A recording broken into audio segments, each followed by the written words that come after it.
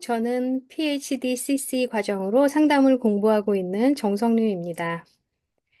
사역으로 저는 10년 동안 GBS 글로벌 방송에서 매주 방송을 제작 진행하면서 열방에 복음을 전하는 사역을 감당하고 있습니다.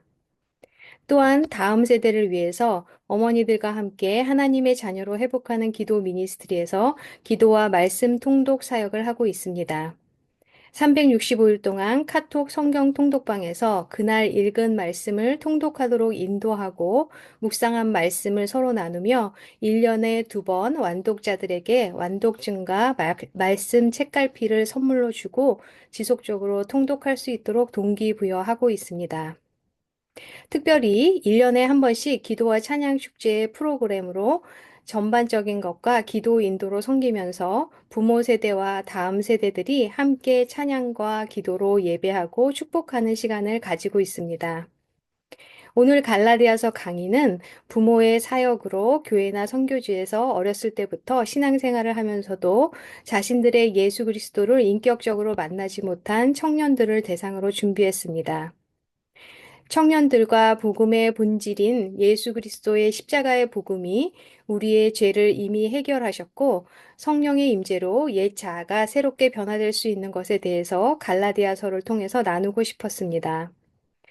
성령님의 인도하심으로 육체의 소욕이 십자가에 못 박힌 바 되고 성령의 열매를 맺어가는 것은 우리의 능력이 아닌 예수 그리스도의 보혈의 능력으로 지속적으로 열매를 맺어가는 것을 갈라디아서에서 바울은 명확하게 말씀하고 있습니다. 갈라디아서에서 유대인 그리스도인들이 강조하는 할례와 율법의 계명이 곧 현재 청년들에게 부모 세대와 교회의 열심인 어른들이 강조하는 행위 중심적인 종교 생활이 될 수 있습니다. 지난 4주 동안 PK로 성장해서 이제 청년이 된 저희 세 아이들과 갈라디아서 말씀을 전하고 나누면서 예수님을 바라보고 성령의 인도하심을 따라 살 때 어느새 하나님의 그 사랑과 은혜가 채워져서 새롭게 변화되고 우리가 어떻게 선택하며 나아가야 될지 그것을 나누었고 그 다음에 자신의 성령의 열매를 나누는 시간을 가졌습니다. 갈라디아서를 시작하면서 말씀을 함께 나눌 것이고요. 그리고 갈라디아서 배경 이야기, 갈라디아서의 저자, 갈라디아서의 수신지, 갈라디아서의 특징, 각 장의 중요 내용을 다음과 같이 나눌 것입니다. 그리고 마지막으로 갈라디아서를 마치면서 결단과 선포의 시간을 가지려고 합니다. 갈라디아서의 핵심 말씀은 갈라디아서 2장 19절에서 20절 말씀입니다. 나는 그리스도와 함께 십자가에 못 박혔습니다. 이제는 내가 사는 것이 그리스도께서 내 안에 살고 계십니다. 내가 지금 육체 안에 사는 것은 나를 사랑하셔서 나를 위해 자기 몸을 버리신 하나님의 아들을 믿는 믿음으로 사는 것입니다. 그리고 의롭게 되는 것은 사람이 율법의 행위로 의롭게 되는 것이 아니라 예수 그리스도를 믿음으로써 의롭게 되는 것임을 알고 우리도 그리스도 예수를 믿은 것입니다. 이것이 바로 바울이 갈라디아에서 강조하고 있는 이신칭의를 말하고 있습니다. 이 이신칭의는 justification by faith로 죄인이 자신의 행위가 아닌 오직 예수 그리스도에 대한 믿음을 통해서만 하나님 앞에서 의롭다고 여겨진다는 의미입니다. justification은 칭의로 하나님께서 죄인을 의롭다고 선언하시는 행위를 의미하며 by faith는 구원을 얻은 수단이나 도구가 오직 믿음에 있음을 강조하는 것입니다. 이 교리는 16세기 종교 개혁에서 마르틴 루터에 의해 강조된 핵심 교리로 라틴어로는 솔라 피데, 오직 믿음이라는 의미가 있습니다. 갈라디아서 배경을 보면 유대인의 메시아 운동이 있었고 예루살렘에서 시작된 메시아 운동으로 이방인 그리스도인들이 참여했습니다. 유대인 그리스도인들이 하나님의 언약 백성으로서 토라의 계명인 남성의 할례를 갈라디아 교인들에게 행해야지만 구원을 받는다고 강조하면서 갈라디아 지방에 찾아와 바울을 비판하였습니다. 그 당시 갈라디아 교인들은 개종한 지 얼마 되지 않은 초신자들이었기 때문에 그들의 의견을 받아들여서 율법의 주인인 할례를 행하였고 바울의 가르침을 따르지 않자 바울이 갈라디아 교회 성도들에게 서신을 쓰게 된 것입니다. 예수 그리스도 안에 있는 하나님의 은혜를 통해서만 인간은 죄와 율법의 멍에에서 벗어난 진정한 자유를 누린다는 것을 바울은 강조하고 있습니다. 갈라디아서의 저자인 바울에 대해서 살펴보면요. 바울은 기독교 역사 속에 가장 중요한 인물로 신학적, 성교학적으로 매우 중요한 공헌을 하였습니다. 바울은 유대인으로 길리기아 다소에서 탄생했고, 바울의 이름을 우리가 사울로 잘 알고 있는데, 사울은 히브리식 이름으로 여호와께 구하다는 뜻을 가지고 있습니다. 바울이란 이름은 태어날 때부터 가지고 있었던 이름이고, 사도행전에 바울이 회심한 후에도 여전히 사울 이름으로 불리웠습니다. 바울이라고 처음 불리운 것은 사도행전 13장 9절에 바울이 이방 선교를 시작하면서 그들과 동질감을 느끼는 로마식 이름으로 쓰였습니다. 그래서 사울이 변하여 바울이 되었다는 개인적인 접근보다는 선교적으로 접근하는 것이 더 하나님의 섭리를 담아내는 것이라고 봅니다. 바울의 가족을 보면 디오스프라 유대인이었고 그의 가족은 부유층에 속했다고 가정할 수 있습니다. 유대인 회당에서 종교 교육을 착실히 받았을 것입니다. 그리고 바울은 유대인으로 난 지 8일 만에 할례를 받았습니다. 이스라엘 족속이었고 베냐민 지파였으며 바리새인이었습니다. 언어적인 측면으로는 히브리인 중에 히브리인이었습니다. 우리가 잘 아시는 것처럼 바울의 육체에 가시가 있었는데요. 그 육체의 가시는 육체의 연약함을 언급합니다. 이것이 무엇이었는지 대해 여러 견해가 있지만 중요한 것은 바울이 육체의 약함에도 복음을 전하면서 자만하지 아니하고 그의 약함으로 그리스도의 능력이 강함이 나타난다고 고백하는 것입니다. 우리에게도 어떠한 육체적 가시가 있습니까? 그것을 통해서 나는 예수님을 어떻게 만나고 있습니까? 갈라디아 수신지를 보면 갈라디아가 어디에서 쓰여졌느냐에 따라서 갈라디아서에 쓴 연대와 바울 사역의 시간표가 변동이 되기 때문에 중요합니다. 갈라디아 지역의 특성으로 남북으로 길게 영토를 차지하고 있는데 북쪽은 원래 갈라디아 사람들이 살았고 남쪽은 로마 행정구역상 갈라디아 지역에서 편성되었고 다양한 인종들이 혼합되어 살았습니다. 수신지에 따라 혈통상 갈라디아인들 혹은 행정구역상 갈라디아 지역의 교회들로 달라집니다. 남갈라디아서를 주장하는 사람들은 바울이 1차 선교 여행 때 남쪽 갈라디아 지역 교회에 서신을 보냈다는 견해로 예루살렘 공회 바로 직전 연대가 AD 48에서 49년이 되고요. 그리고 신약 성서 중 가장 먼저 쓰여진 책이 됩니다. 쓰여진 장소는 예루살렘 공회 직전 안디옥이 됩니다. 남갈라디아서를 주장하는 견해로 보면 바울의 신학이 탁상 신학이 아닌 현장 속에서 체험한 발바닥 신학이라는 것을 볼 수 있습니다. 북갈라디아서는 갈라디아서의 내용과 스타일이 바울이 3차 선교 여행 때에 썼다고 보는 견해가 있습니다.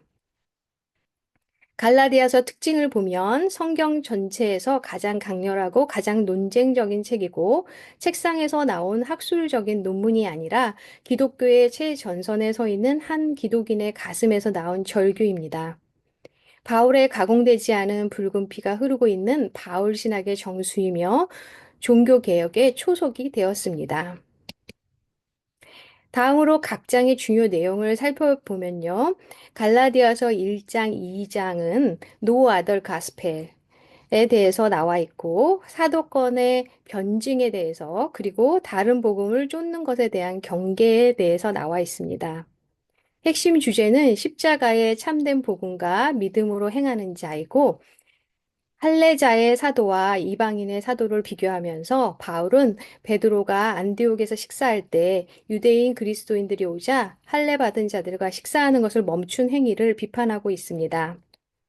우리가 이런 상황이 될 때 우리는 어떠할 것 같습니까? 사람들을 의식하는 그런 경우도 있을 것입니다. 그러나 오직 믿음으로 하나님을 기뻐하시고 그런 것들을 행하는 자가 되어야 할 것입니다. 그래야 하나님과 올바른 관계에 예수님의 언약 백성이 되는 것입니다. 다음으로 3장과 4장을 살펴보면 그리스도로 옷 입고 믿음으로 사는 자로 갈라디아서 3장 11절, 3장 27절에 의인은 믿음으로 살 것이며 우리가 세례를 받아서 그리스도와 하나가 되고 그리스도를 옷 입은 사람으로 사는 것을 말씀하고 있습니다. 또한 갈라디아서 4장 7절에서는 우리가 하나님께서 세워주신 상속자라고 말씀하고 있습니다. The law and the promise로 이 말씀에서는 창세기 12장 15장에 아브라함의 말씀을 통해서 오직 믿음으로 행한 것을 보여주고 있고 그리고 율법의 목적과 의미에 대해서는 율법의 부정적인 역할과 긍정적인 역할을 보여주고 있는데 부정적인 역할은 율법은 모든 사람을 죄 아래에 가두었고 긍정적인 역할은 아브라함의 자손이 메시아가 오실 때까지 이스라엘 백성에게 바른 길을 가도록 하는 역할을 했다는 것입니다. 율법 아래에 있는 자들은 속량하셔서 하나님의 아들의 명분을 주신 것이죠. 메시아이신 예수님이 하나님과 이웃을 사랑함으로 율법을 성취하셨고 이스라엘의 죄로 인해서 형벌을 짊어지셨습니다. 그리스도로 합한 자가 되기 위해서 세례받고 유업을 잇는 자로 살아가는 것이 오직 믿음으로 의롭게 되는 것입니다. 그리고 우리가 세례를 받는다는 것은 새롭게 변화된 새 사람이 되는 것을 의미하는 것입니다. 갈라디아서 5장, 6장을 보면 Freedom in Christ, Doing Good to All. 그래서 핵심 주제는 성령을 따라 행할 때 성령의 열매를 맺는 자입니다. 성령으로 믿음을 따라 살 때 참된 변화를 일으키는 복음이 그것이 참된 복음인데요. 종의 멍에를 매지 않고 그리스도로 자유함과 성령을 따라 행하며 구체적인 실천이 있는 자로 살아갈 때 우리는 말씀을 행하는 자가 되는 것입니다. 우리를 대신해서 율법을 성취하신 예수님은 우리가 찬양받기에 합당하신 분으로 성령을 위해서 심고 성령으로부터 영생을 거두는 것을 말씀하고 있습니다. 에베소서 4장 17절에서 24절에 보면 옛사람과 새사람에 대해서 나와 있는데 갈라디아서에서는 육체의 소욕과 그리고 성령의 열매로 설명하고 있습니다. 우상숭배, 분쟁, 시기, 분열, 이단, 방탕, 술 취함. 이런 것들은 성령을 거스리고 하나님 나라를 유업으로 받지 못하게 됩니다. 이 모든 것들을 십자가에 못 박고 성령을 의지해서 살 때 성령의 열매가 맺히게 되는데 성령의 열매는 사랑, 기쁨, 화평, 오래 참음, 자비, 선함, 충성, 온유, 절제를 말합니다. 성령의 열매는 저절로 맺히는 것이 아니라 우리가 죄에 집중하지 아니하고 성령을 따라 자신을 살피고 서로의 짐을 나눠지고 이웃을 사랑하는 사람으로 살아갈 때 변화되고 성령의 열매를 맺게 되는 것입니다. 나의 짐, 타인의 짐을 지는 것은 무슨 의미일까요? 그리고 내가 열매 맺기 원하는 성령의 열매는 무엇입니까? 나의 열매를 한번 살펴보고 그 성령의 열매를 맺기에 우리가 힘써 노력하며 하나님을 의지하며 나아가기를 기도합니다. 마지막으로 갈라디아서를 마치면서 우리가 결단과 선포의 시간을 갖길 원합니다. 우리는 크리스찬으로서 육체의 소욕이 아닌 성령의 열매를 맺어야 하는데 그게 잘 되지 않아서 죄의식을 느끼면서 세상에서 믿음을 지키는 것은 쉽지 않다고 생각하곤 합니다. 이렇게 육체의 소욕을 버리려고 죄와 씨름하고 죄로 인해서 탈진하게 되고 종의 멍에를 여전히 메고 기쁨과 자유함이 없이 종교 생활을 하게 되는 것이죠. 그런데 우리가 예수님을 믿을 때 예수님께서 이미 우리의 모든 죄를 다 담당하셨기에 우리는 성령을 따라 살고자 하는 마음을 가지고 성령을 따라 행하는 것, 그것이 바로 참된 복음의 본질이고 우리가 성령의 열매를 맺게 되는 것이 바로 참된 예배자로 살아가는 것을 말하는 것입니다.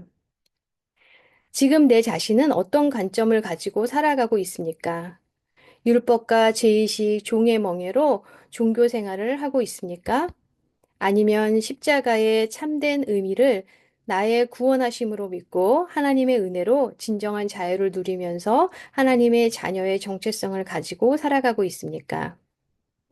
이제 율법의 안경을 벗고 값없이 주신 하나님의 은혜로 그리스도의 옷을 입고 성령의 안경으로 관점을 바꿔서 나와 다른 사람들과 세상을 바라봅시다.